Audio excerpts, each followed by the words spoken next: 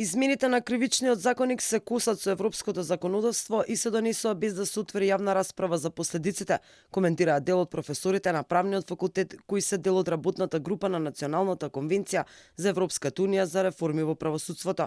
Последиците од измените кои што СДСМ и ДУИ ги донесоа лани во септември се застарување на коруптивни кривични дела, а тоа ја поткопа и онака малата доверба на граѓаните во правосудниот систем и ефикасноста во борбата со корупцијата, коментира професорката по кривично право Александра Деановска Трендафилова.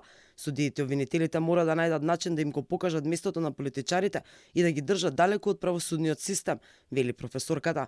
Ова е една од измените, повеќе од 30 на број, можеби 40 на интервенции на кривичниот законник од неговото донесување од 96 година, кои ги неколкуте одлуки на Уставниот суд, технички корекции и така натаму, која што сепак ми се чини дека нанесе, односно има сериозни консеквенции во она што од една страна е декларативна заложба на државата, борба против организираниот криминал и корупцијата, од друга страна ефектите кои што отидоа сосема во спротивен правец. Измените на кривичниот законник речиси да не задржаа ниту еден осуден функционер на издржување казна затвор, коментира Мухамед Халили од Советот на амбасадори. Владата на чело со Димитар Ковачевски, односно коалицијата СДС-ДУИ, направи едно тешко дело која негативните ефекти ги има во целиот правосуден систем на Република Северна Македонија. Ланската година владините представници велеа за измените дека се работи за усогласување на законското решение со директивите на ЕУ.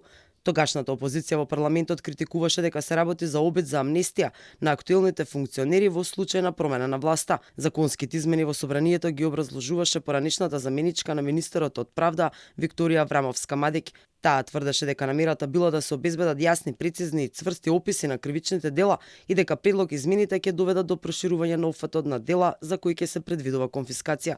Измените беа остро критикувани од пратениците на тогашната опозиција од ВМРО-ДПМН.